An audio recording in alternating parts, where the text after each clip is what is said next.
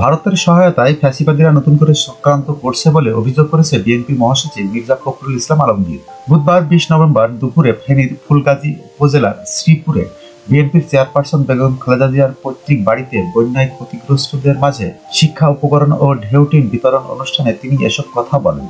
BNP মহাসচিব বলেন, আমরা কোনো দলকে নির্বাচনে আনতে মানা করিনি, কিন্তু শেখ হাসিনা সহ যারা মানুষ খুন করেছে, বিদেশে টাকা পাচার ও দেশের সম্পদ নষ্ট করেছে, তাদের সবাইকে বিচারের আওতায় এনে শাস্তি দিতে হবে। আর জনগণ সিদ্ধান্ত নেবে কাকে রাজনীতি করতে দেবেন, কাকে দেবেন না। এখানে আমরা কেউ নই, এ দায়িত্ব আমাদের নয়।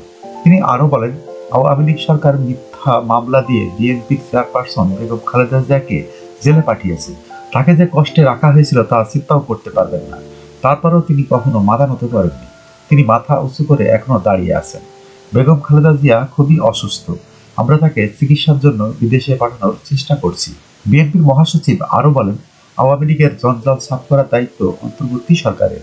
এ সময় আবারও নির্বাচনী রোডম্যাপ ঘোষণার দাবি জানান তিনি। এছাড়া সরকারকে সহযোগিতা ও সমর্থনের পাশাপাশি ধৈর্য ধরে এগোতে দলীয় নেতাকর্মীদের নির্দেশ দেন মির্জা ফখরুল ইসলাম আলমগীর।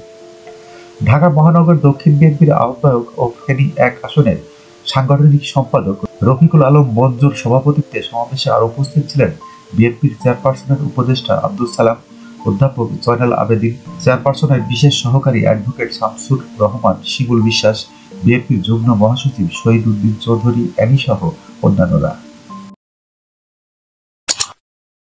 যখনকার খবর তখনই দেখতে চোখ রাখুন সুন 24 টিভিতে।